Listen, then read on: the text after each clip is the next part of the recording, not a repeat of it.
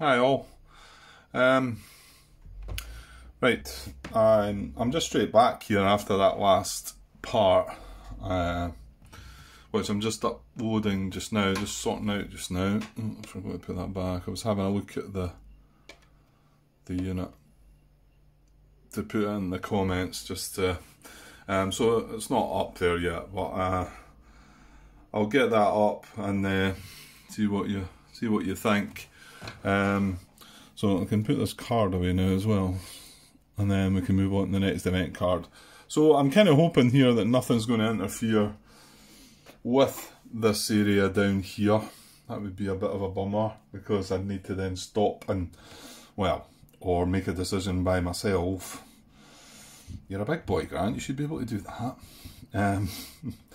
No, it just feels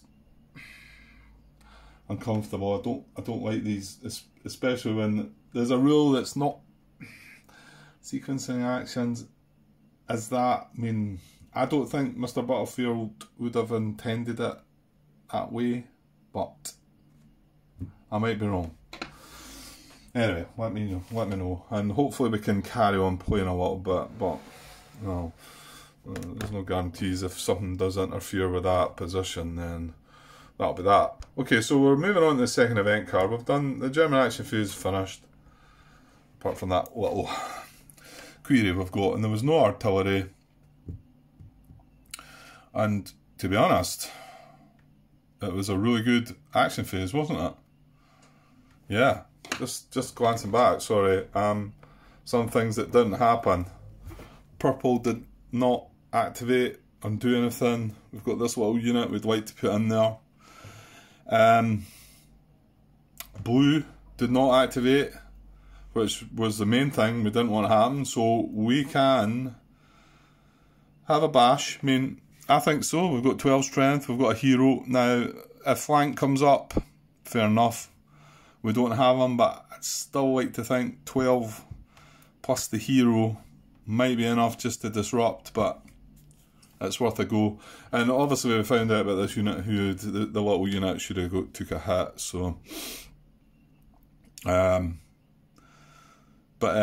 red state. Oh, actually no, hang on, Grant, there's some disruption removal, isn't there? That's what I've missed. The card in the east, there's nothing disrupted in the east anyway, but the card in the west was orange, so that's coming off. You know, just as well, we noticed that, and unfortunately red as well, so that's coming off. And the other two were purple and blue. Now they stayed down as well, which is really good as well, because if this guy is disrupted, at least these two are still disrupted. I mean, this guy's now sitting in intense orange, which isn't good. And he can't do nothing by himself, can he? Yeah,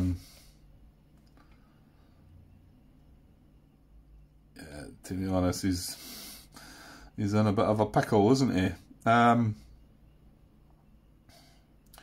It's one of the ones where you're just going to have to hope that orange doesn't do nothing next turn, I think.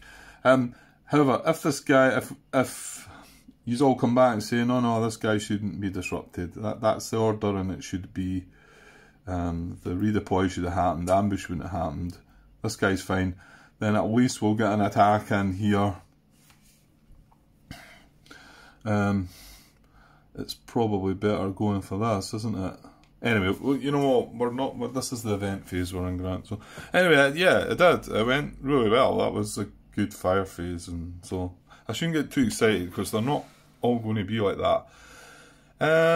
Yeah, one other, should I leave it to the action phase?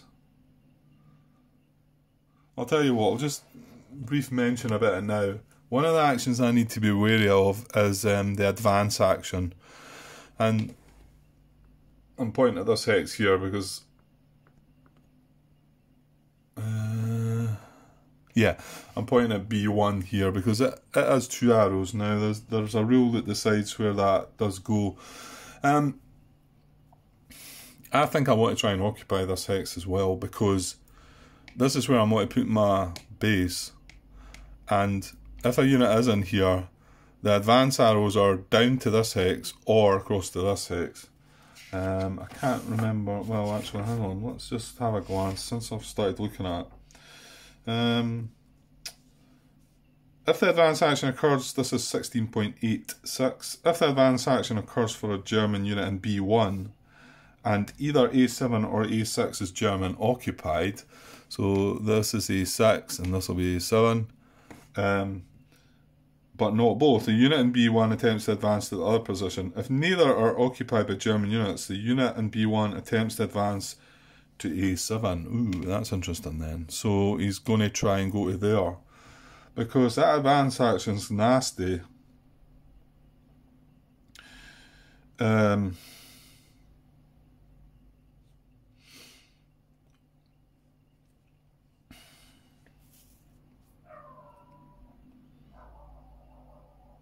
Yeah.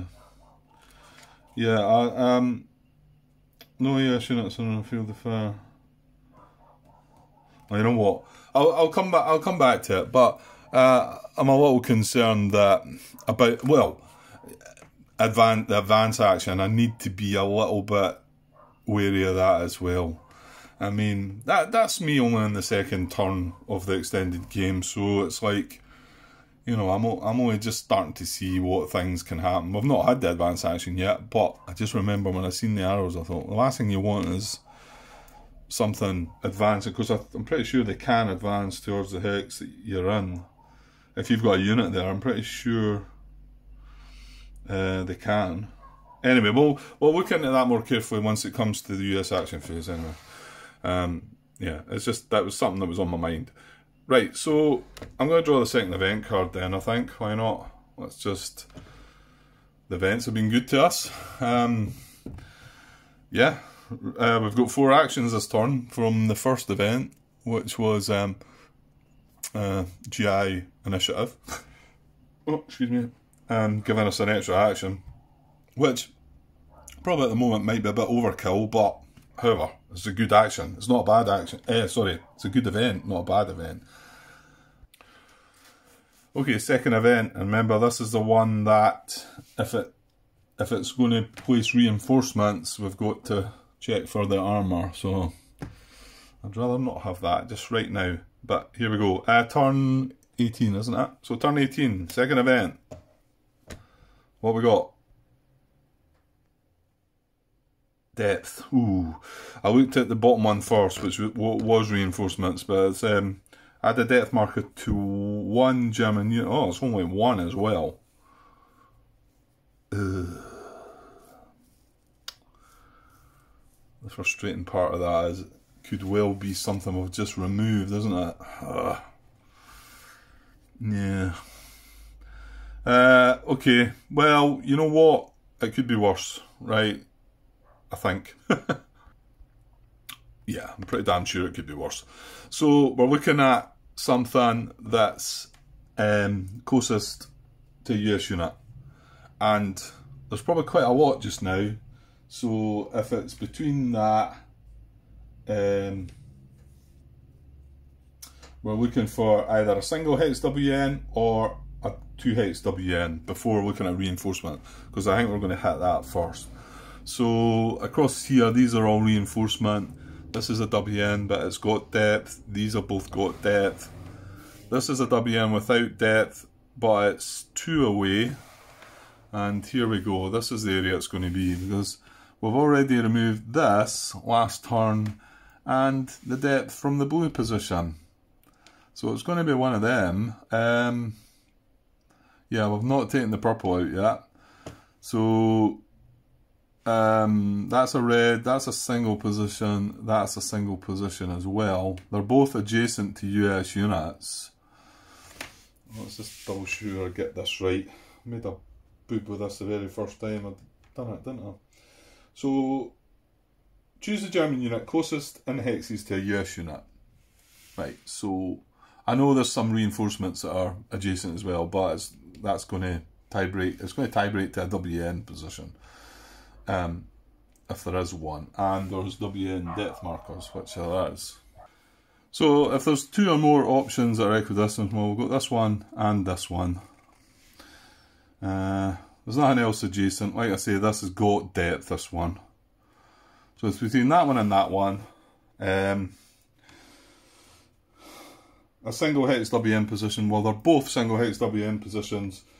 So that's the lowest ID number. So it's going to be the red one then, isn't it? The one that's not disrupted. Oh goody. Because that's 70 and this is 73.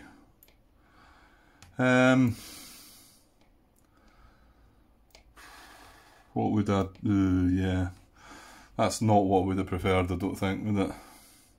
I'd preferred it on the, I mean, I wouldn't like it on either, but at least the blue's disrupted. The red's going to be able to do its thing, isn't it? Next turn. I mean, yes, we only have units in sporadic, well, apart from this guy, but there's a good chance this guy might be making a move. So anyway, depth on here. So, W in depth marker, there's only, well, there was only 4 of them left, there's 3 of them left now. So, he builds back depth, because we can't really, I mean, the best we could possibly offer is a barrage attempt at it, isn't it? Because we really need to have we really need to take advantage and have a go at this blue position, which requires both of these. Yeah. No, he's getting double. Yeah, I was going to say, could I not maybe attack with one of them into there, but oh well. That's what it is. So that's our second event, but yes, no reinforcements, nothing really brutal. I mean, yeah, that's pretty bad. It's pretty bad, but what, you know, it's a WM position, it's really only going to fire. Because it's got US units in its field of fire. So it's going to fire. It's going to fire down at this stuff here. It might disrupt something, so maybe, you know, and as long as I do move this guy out of the steady, hopefully we get a good result here, and I'm confident about moving this into intense blue maybe. And yeah, okay, yeah, not bad, not terrible. Okay, so engineer and HQ phase. So yeah, I'm pretty sure you can do these in the order you choose. It says place increase engineer bases and HQ command posts. Don't think it really, does it have another an extended sequence of play? It must have, yeah. It says place engineer bases in eligible beach hexes and increase the operational range of previously placed engineer bases. And then the second paragraphs, convert HQ units to command posts, increase command range. I dare say it doesn't matter what order you do them in. That's the order they're written in, so I think that's, I would always probably do it that way. Whether it would matter or not, I don't know. Maybe there might come a time when you would like to do one before the, I can't think so, to be honest.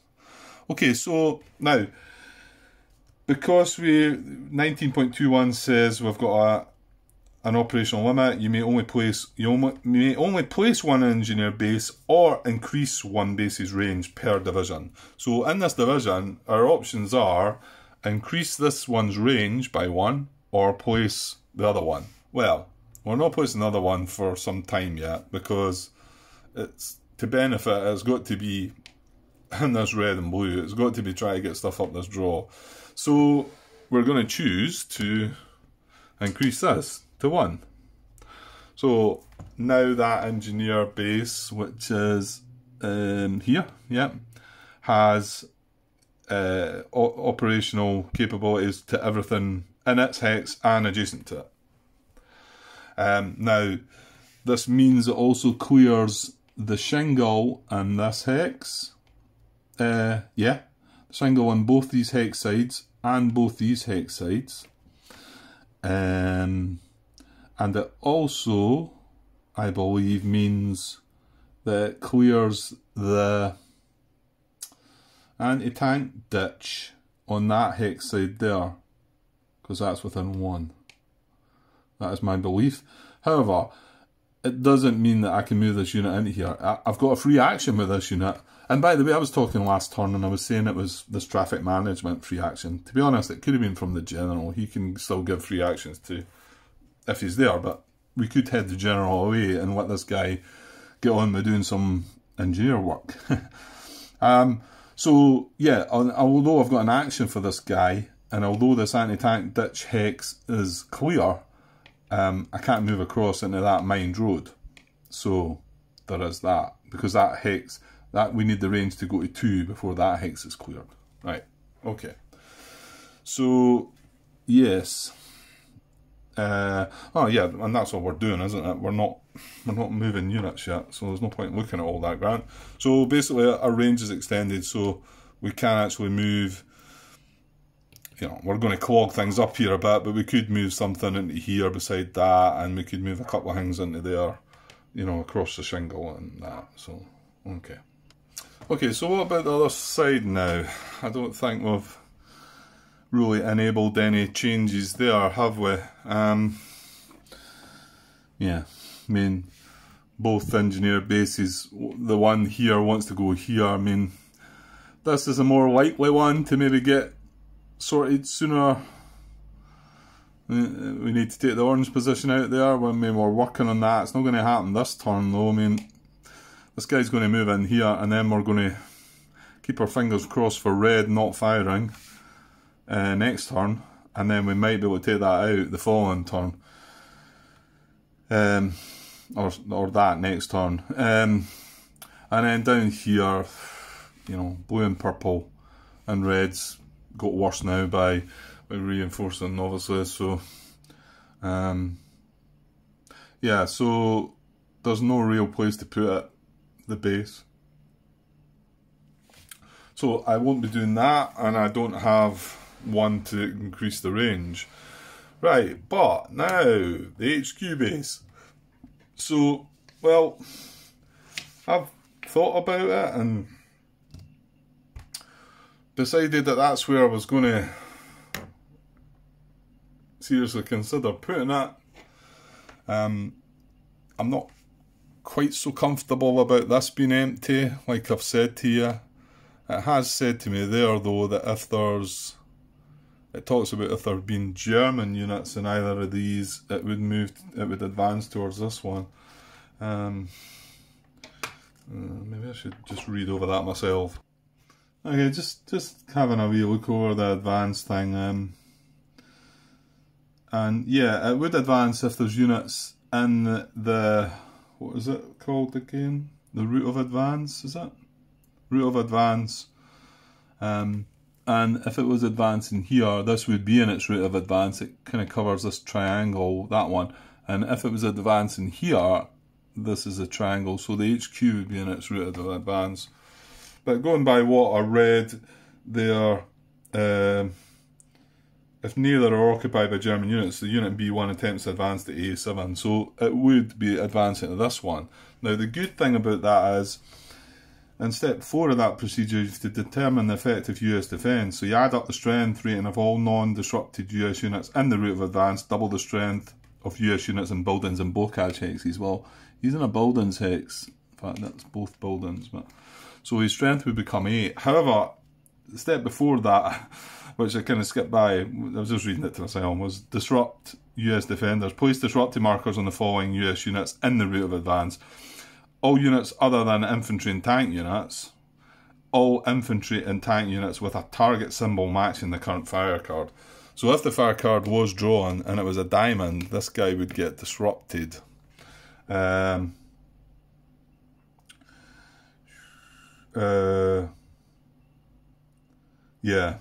and then it would knock us out the hex, I think. I think that's how it would happen.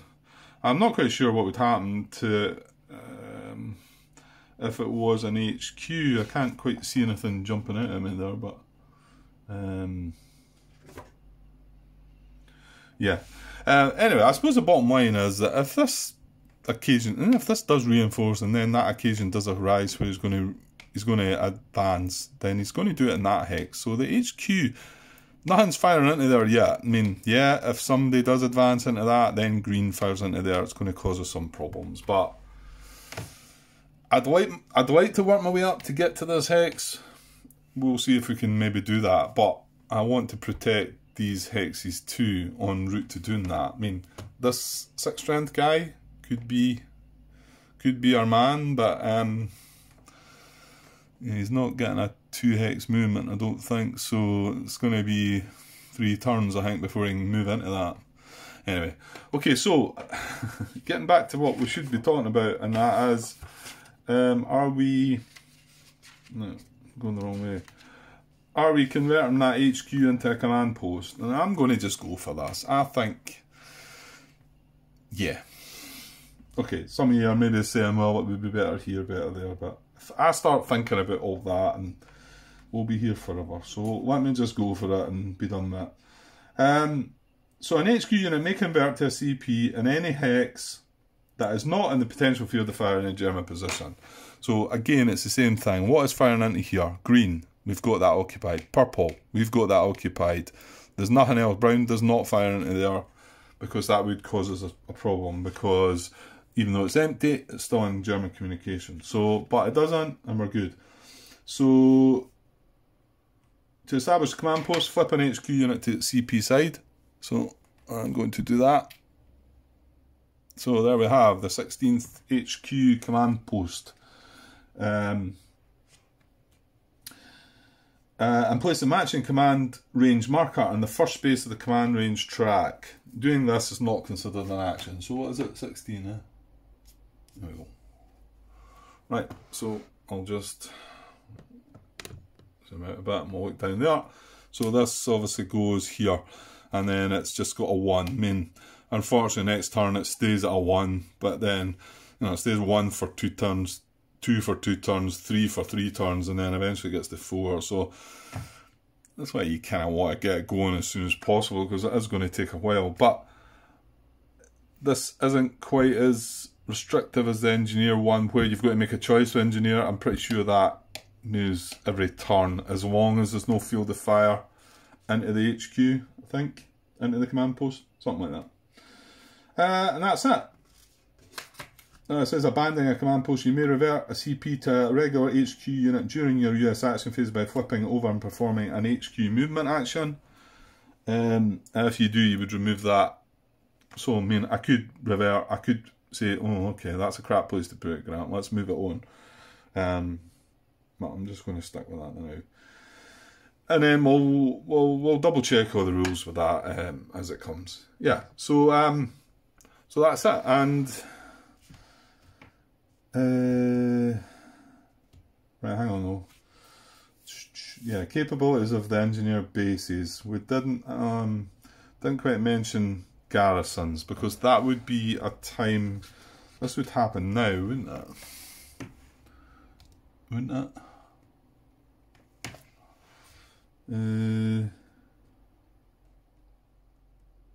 Yeah, I'm guessing. So I'll just quickly mention garrisons.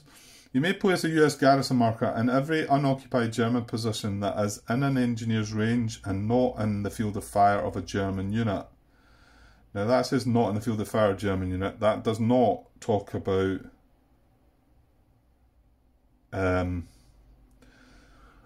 if it was what was it? What is the words they use for it?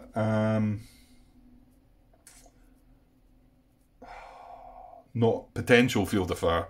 That one doesn't mention potential field of fire. That just says not in the field of fire of a German unit. Garrisons prevent the appearance of German units in unoccupied WN and reinforcement positions, and such positions are in US control for victory purposes at the end of play. Garrisons may not be the target of mortar fire or artillery fire. They do not impede the German advance action and are removed from the map if the hex they occupy is the destination of a successful advance action. So there we go. So yeah, so you should have had a look at that, because I'll tell you what, we've got this hex, haven't we? So we've got a range of 1 now, and this is 1 hex away. So we're going to garrison that hex. Is that right? Is that right? I think so. Are they different colours? Yeah. Is that relevant? I don't know. I suppose they're coloured according to the... Yeah, maybe it is. Maybe it is relevant. You've got the darker colour for the first, and then the lighter colour for the 29th, I think. I don't suppose it makes much odds, but maybe they are coloured that way for a reason. Maybe there is a reason. So yeah, I think I can do this now. So I think I can garrison that hex. So that means we can shimmy everything away from there, doesn't it? Garrisons prevent the appearance of German units in unoccupied WN and reinforcement positions. And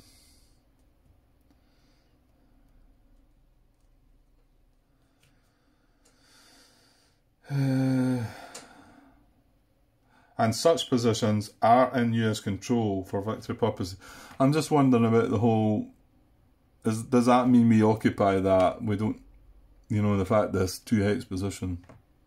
I think that's right. Well, you know what? The next turn, the engineer range will go to 2, and then we'll grab that as well. So, anyway, okay, right. I think that's engineer phase done.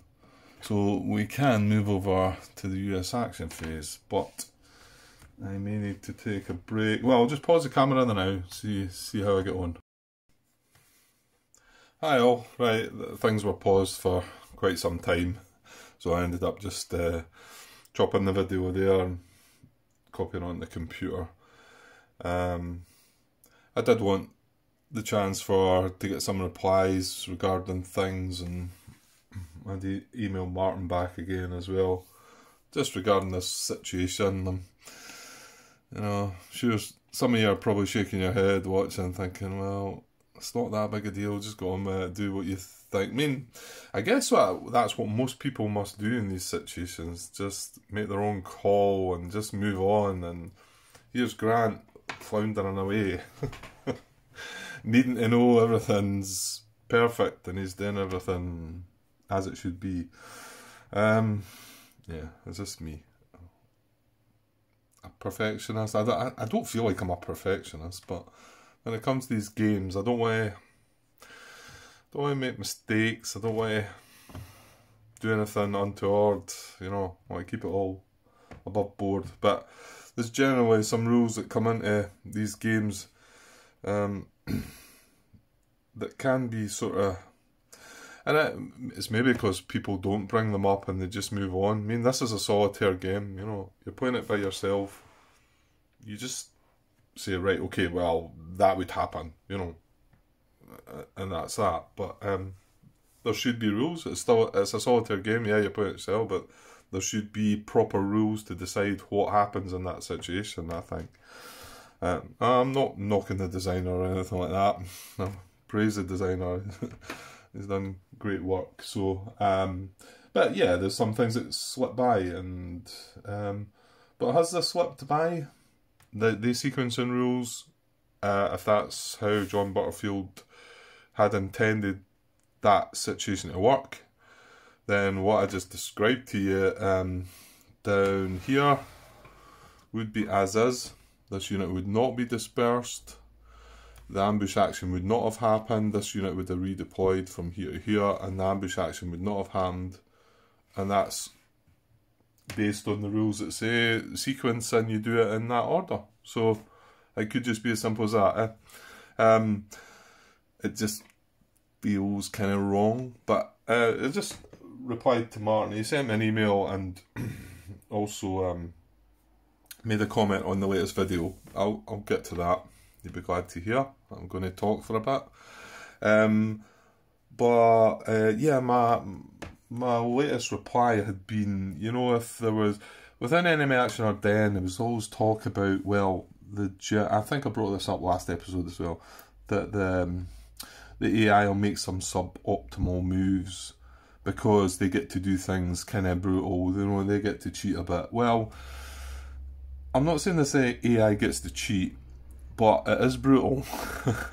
So maybe situations like this, could be said to be built in to sort of have that random element. I mean, it could have went the other way. It could have been that the sequencing said that the ambush happened first and then the redeploy happened, you know?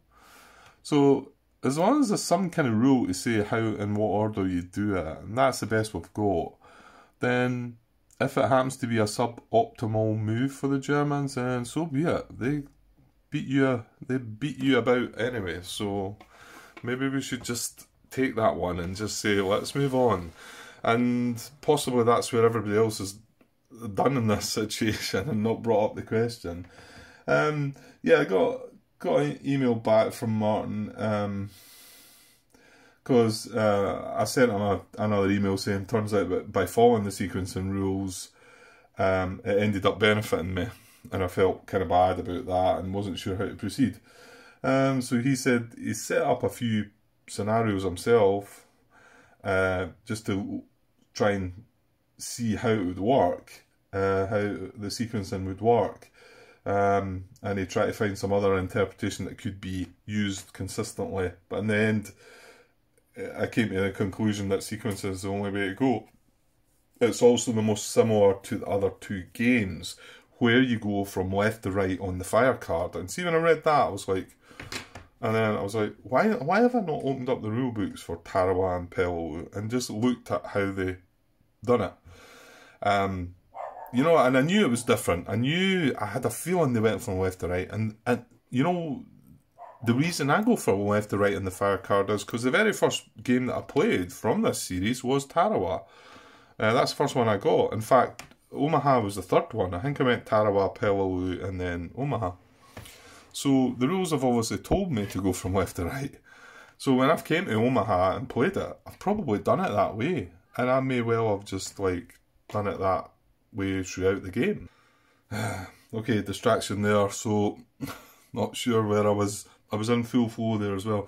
Anyway, yeah, Tarawa, Peleliu, they done that for me, and I may have just thought it was the same in Omaha, but it's written differently. Of course, Omaha was the first game that John Butterfield, well, in the series done, wasn't it? It was, I think it went in that order. I think it went Omaha, Tarawa, Peleliu. I could have the other two mixed about, but I'm pretty sure Omaha was the first one, wasn't it?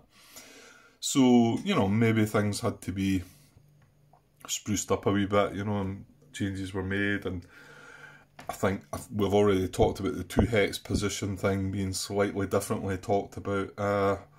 Well, that brings up another little subject. Somebody else has commented on that on the BGG post that I made. He's come up with quite a good point. So we'll get around to that later. And then Martin finishes with, there's a very couple minor points you could argue. I mentioned concentrated fire, and he's got a point there, because like we said, and I've already said, if a unit is in a concentrated fire hex, it's like that for the whole fire phase. Whether it gets reduced to 4 steps or not, it's still concentrated fire hex, so other things that fire into it are still considering it as concentrated. Which kind of seems to break that, but he does say in those situations it didn't seem to matter, so he must have done some examples and tried it out. He does finish with, in your example you can be confident you did it correctly, since the only other option than sequencing would be in any order, which obviously would have ended in the same result. So fair enough. So I got that from him, and then I replied back saying that what did I say? I said that, yeah, turns out that following the sequencing rules had benefited myself, but yeah, where was I? Yeah, and as I was replying back to him, I got a notification from him that he'd replied to one of my YouTube posts saying that what was it? All I could see was the situation was even more interesting than implied in your, and then that's all I got. So, so I went and had a look at that, and I don't know if any of you have had a look in your email. The situation was even more interesting than implied in your email. As I've said, I believe you should follow the sequencing rule whenever it applies. So you did the right thing here. So yeah, he's the only one that's commented on that. By all means, if other people want to chime in, it says he says that the rules don't care about the fact that you feel bad about it. That's fair enough if it is a rule, yeah. He also points out that if G2, which is where the redeploy unit moved from, hadn't had a unit in it, then we would have two. This would be in a 0 hex, a 0 numbered hex, right? This is the one that was going to redeploy if it hadn't been for the fact that this was in here, sorry. And then the ambush hex is a 0 numbered hex. So they would both be zeros, so how could, and they've not got a letter, because they're both zeros. So we would have had to decide which action went first between the two, because they're both zeros. And clearly I would have picked the redeploy before the ambush, if it's left to myself. Which I never really thought about, like, well, I suppose because there was 2 units there. Yeah, I did go back and I said, yeah, the fact he's saying the rules don't care about the fact that you feel bad about it. Yeah, and I replied saying that not sure it was the designer's intention and blah blah blah.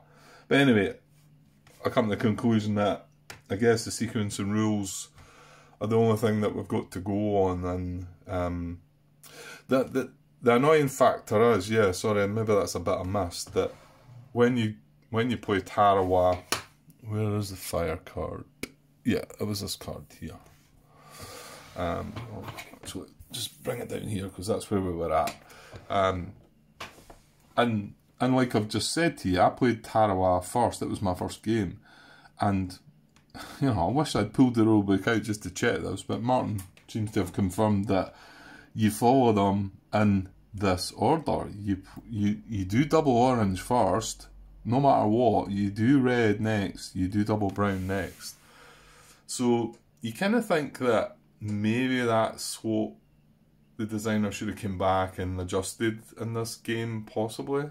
I don't know. Maybe it was happy enough with how it's went, but the fact that it got changed in the other 2 games to do it that way, and obviously, just to point out that if we had done it in this order, then the ambush action would have happened before the redeploy, which makes me feel slightly worse as well. And the fact that, and you'll notice that as we played it out, that's how I done it. I was carrying out an ambush action first, then a redeploy, then I realised that, hold on, if I'd done them in a different order, and then that started kicking off this whole thing. Well, I suppose it was this situation with a possible artillery fire that started it. But it just shows you it was strange when I eventually searched up on BGG. It was actually my post from like 2 years ago, 2.5 years ago, asking the exact same question. So there you go. Okay, sequencing rules it is. We're going to go with that.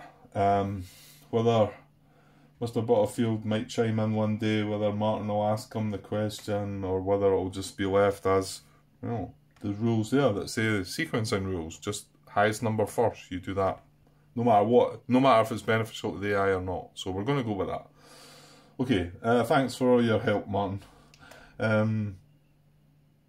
Right, I'm going to put that off, and I'm going to hopefully have a bit of gameplay.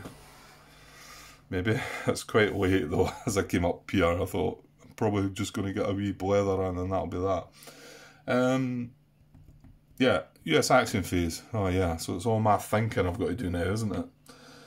Right, okay, let me just pause and ponder a little bit, and we'll see if we can move some units about at least. Okay, I'm trying to be positive and jump in here straight away because I've seen something that I think I should be doing. So, generals in command of these units. Going to move this unit into here. Going to move this unit into here. Hang on, there was something regarding slopes I wanted to look at. Yeah, I'm assuming non-infantry can't move up slopes. It must be. It's just, I was like looking at it and then wondering, and no, yeah, unless it's by a road. Right, okay. It wouldn't make much sense, because it could mean that this unit could just move up here, which is kind of, yeah, that's not happening. Yeah, so obviously the purpose here is to like get a go at this brown. So okay, brown fires next turn. The fact that the annoying fact that it's only one position. Well, mind you, it can shoot twice. It can hit twice. So you've just got to take these chances, I think. So what else have we got in here then as well?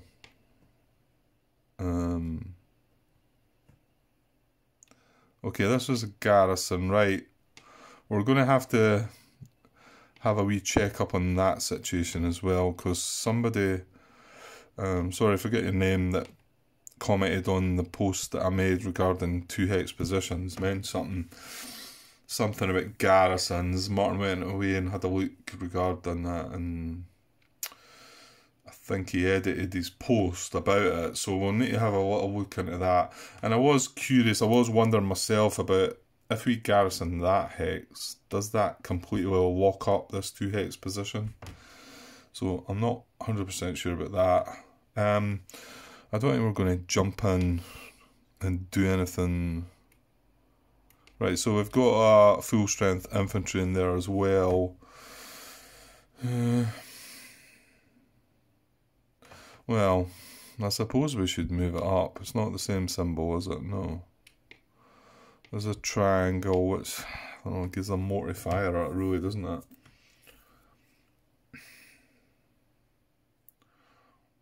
I think you've just got to kind of like push up there and hope for the best. I mean, you know, I can't miraculously teleport them into here, or, you know, you've just got to suffer the consequences. Again, we've just got to hope brown doesn't fire. Or if it does fire, it fires at circles. You know? Because this guy's not in the fire.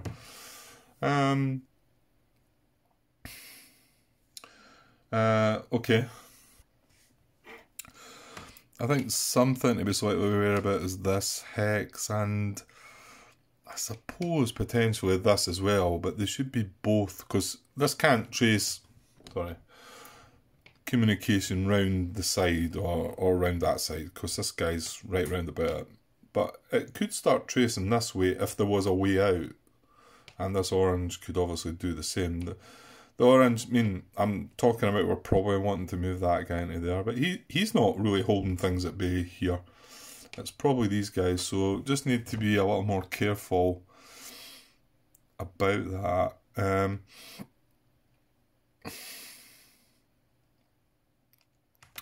Even just possibly moving one of these units into here might stop all that nonsense. Because we can't get into here with the non-infantry anyway just yet. So, but because this has now got a range of 1, it has cleared this shingle hex side, so I could potentially move my tank up here. And bear in mind, these guys do get a free action from the traffic management engineer base thingy. So, yeah.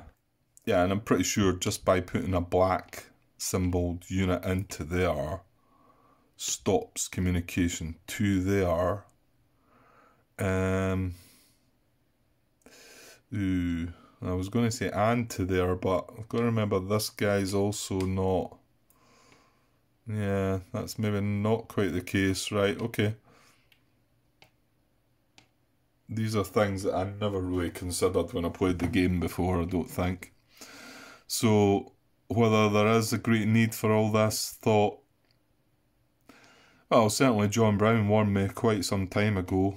Well, it was the first playthrough of the game, to watch the WM positions. Don't let them get German communication, because, yeah, the last thing you want is another WN unit coming back from the dead. Well, essentially reinforcing, I suppose, but, you know, reoccupying, so you're bringing them back from the dead units anyway.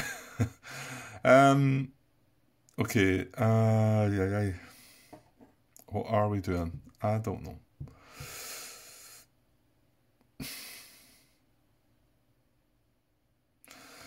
Yeah, we probably do want to move something into there. Well, mind you, these aren't getting free moves, so are they? These two guys, so there's that. And we've got, yeah, that's that, okay. And although we can move stuff across the shingle, we can't move it into here anyway. The non-infantry stuff. Right, okay, let me pause for a bit. Okay, just jumping further up there for a look here. My initial thought was to try and get this guy moving up to B1. Because I'm pretty sure I'm going to use an action to move this into here to secure this. I think that makes sense. But I just realised that this guy can make a 2-hex move into here, I think. Yeah, there's no field, it's purple field of fire there. And this is along a trail, mind you, it's a trail. Because he is moving into blockage here, but I think, does the trail work? Or is it just roads? It might just be roads. Hang on. Oh no, we're good, that is a trail. It says, an infantry/ranger unit may move 2 hexes as long as it does not enter a blockage hex unless the hex is entered by a road or trail. So the dotted line is a trail.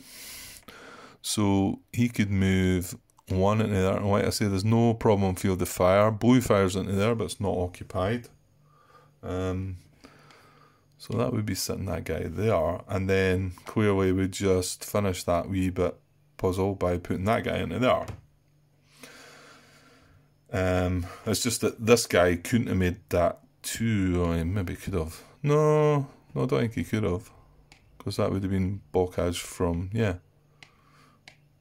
Yeah, I think the best I could have done with him was put him into there, and then so we took another 2 turns, but now we've got 1 turn we can get into there. Again, brown is not a colour we want to see across this side then, is it? Because you've got that and you've got this situation here, so. Well, we've been reasonably lucky in the east, so let's hope it keeps going. So, I'm thinking my actions, I mean these were all free actions from this general, and everything else can get a free action there, apart from these 2 guys and this guy. Oh, and we've actually got 4 actions, haven't we, because of the event. So let's not muck about. Let's just move that guy into there. I mean, he wasn't doing anything there anyway, so we just got to watch. Remember, they can't trace down to the beach for German communication, so they do need to go up the way and land. So as long as we position these right, and what I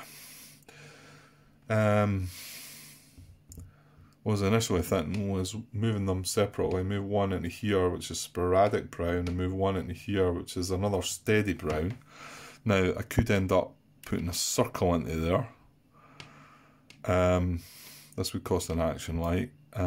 Then we would have a circle, triangle, and a diamond all in steady fire, but I'm not sure if that's clever or not.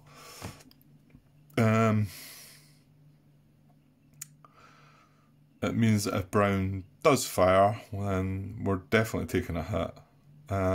Whereas at the moment, we've got the chance of a circle appearing and not taking a hit.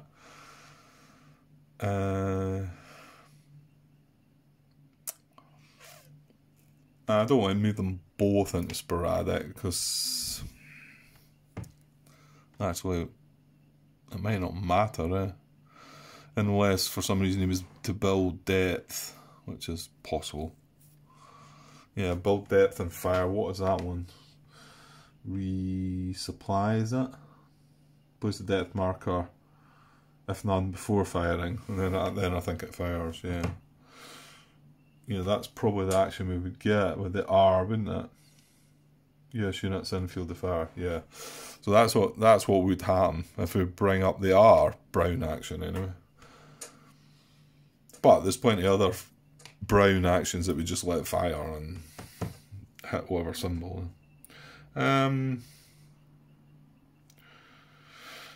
So, and yeah, and with this movement, well, let's just say, I'm going to just temporarily move these. Let's just say I do something like that.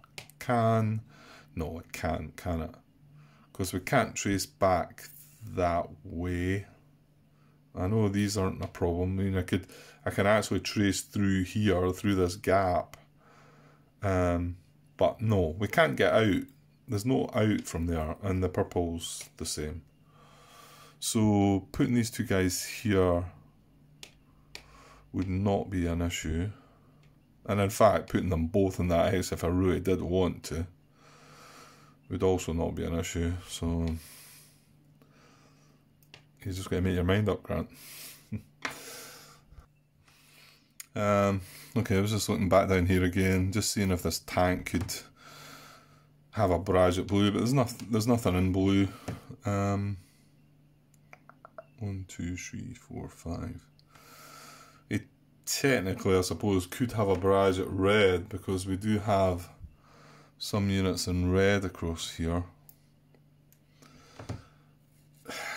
I don't know the worth of all that, really. I think it's probably better just getting them to move.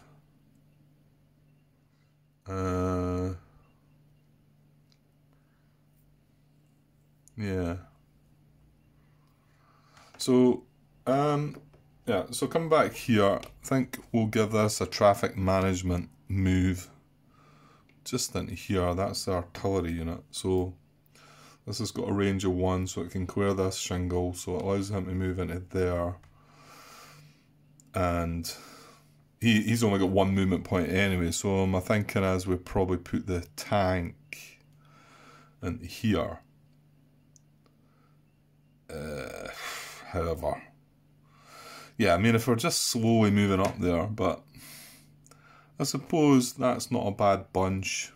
It's about the best we've got. Probably move the tank and the anti-aircraft unit up first, followed by the artillery and maybe the other tank, actually. I know we've got that smaller unit in here, haven't we? Just leave him there for now. So, yeah, I'll move the tank along. I don't think it's worthwhile try to barrage red anyway. That's engineer base underneath that. That can't really go anywhere underneath that. And neither can this guy. So, yeah, I think it's time to move the general then. So he's going to follow the troops into here. So he can grab them all. And then I guess that's what my thinking of bringing one name across was. I just don't know, right? Let's consider here.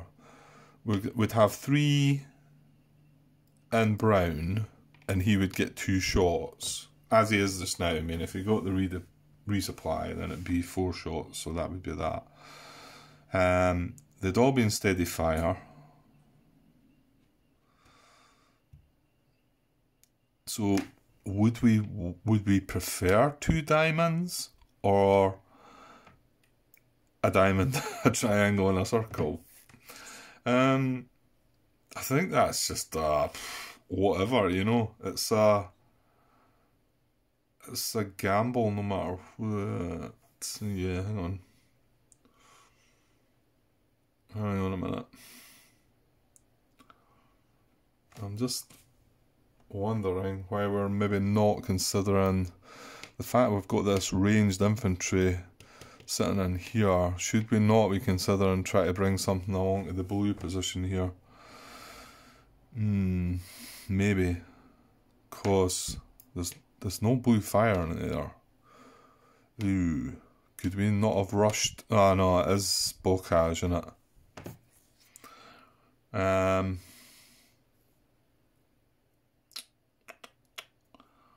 Yeah, I would have quite liked that though, I think. That's annoying. I can't remember where they all were. I think the range guy came from there, which is fine. And I didn't have 2 units in that because I was wary about that. I know that. So my guess is that this guy was in here and the other guy was in here.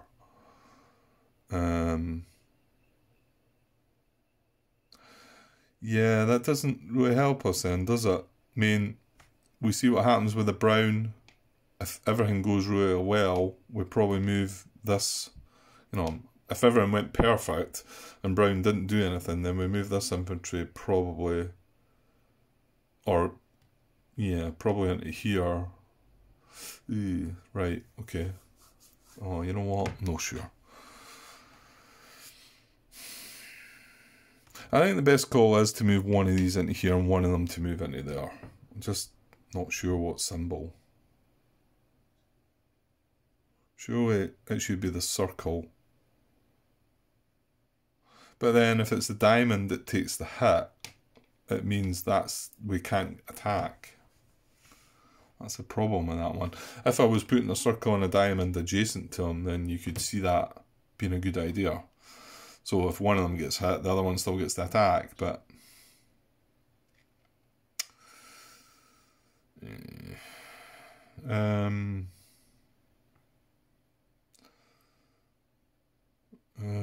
So, yeah, but if you put the diamond in the sporadic there and he shoots twice, he not only hits that and disrupts it, he disrupts that.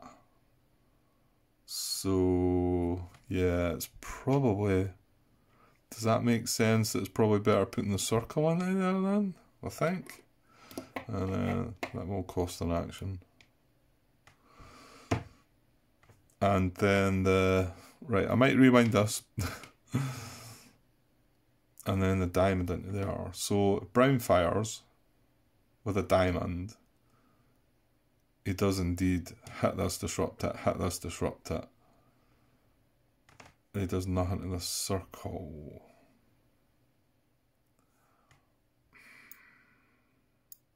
Oh, I can't quite think if that's a better idea or not.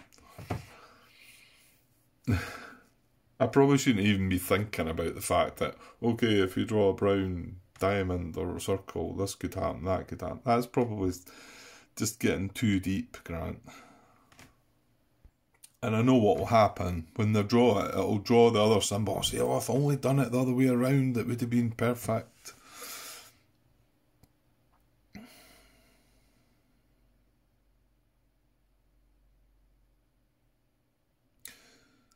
Yeah, I kind of think that is better because although if it's a diamond that hits 2 of them, it then means that this circle can then move adjacent. Admittedly, that's up the slope, but, well, beggars can't be choosers, eh? Yeah, I think we'll go with that. So I do have one action left if I've got anybody else that I want to move, but I think I still want to keep these guys here. And you know what? I really don't know if that's a good strategy or not. It feels... I mean, here's the thing. Now, here is the thing. I could start moving them that way, you know? Because we've got a force in here. So, could I consider doing that and pushing on to there? But then, the bigger the gap I make there, then they can trace away. So, it's possible going for this one might be feasible. If I went there this turn, and then there, see, he can't trace, and then finally there, he would be able to trace, but by then, I mean, the other issue is there that as soon as I move to there, I'm within 2 of that. Oh, sorry, I'm not showing you all that. Right. I was thinking there is fine. Communication still not a problem there. And then there, even, the communication still can't trace.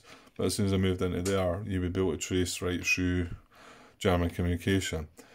But I've just said that as soon as I move it into there, it brings us into play as an empty position, because that's us then 2 away from that.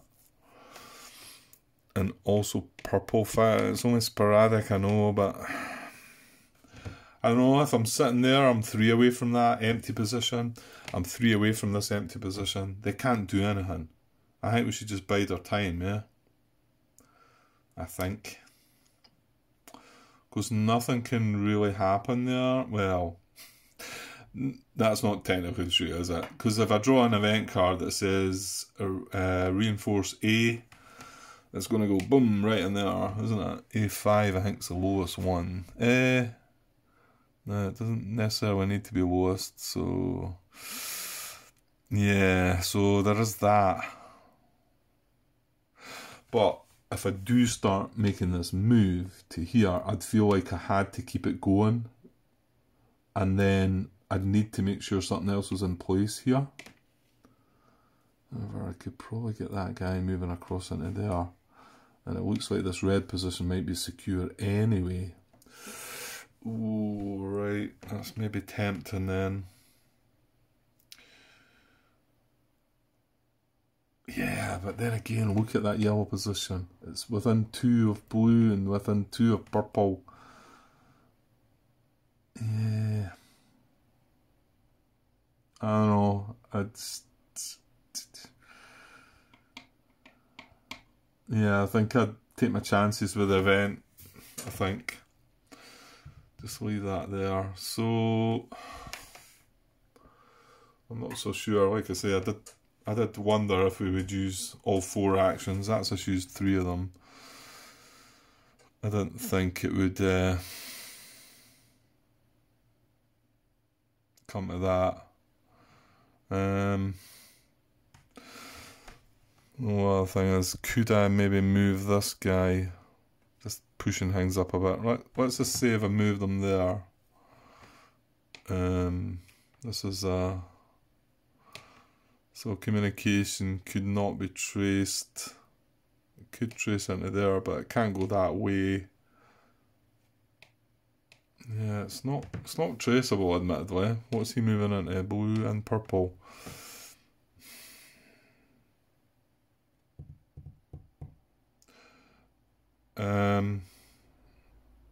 Yeah, sorry, I just had a thought there. But again, when the event has to place a reinforcement, it still needs to trace German communication, doesn't it?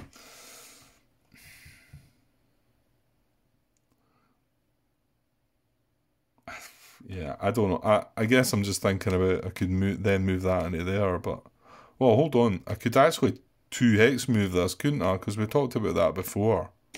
Yeah, what's the point in that? Oh. Yeah, I'm forgetting about my 2 hex moves, haven't I? I could 2 hex move this to there. Yeah, I could do quite a bit of 2 hex moving, couldn't I? Yeah, I'm forgetting about that. Oh. Well, I've only got 1 action left. I'm just thinking if I could have done both of them. Oh, I don't know.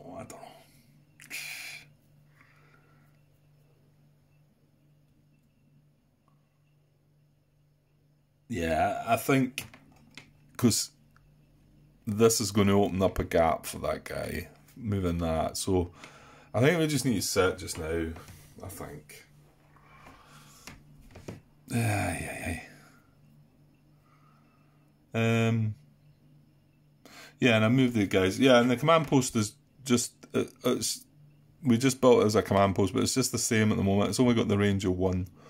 So it's just doing the same, and it'll be like that next turn as well. It's only until we then move on. Next again turn it'll spread out a bit, and we'll be able to get a free action with this guy. So okay, shall we leave that at that then?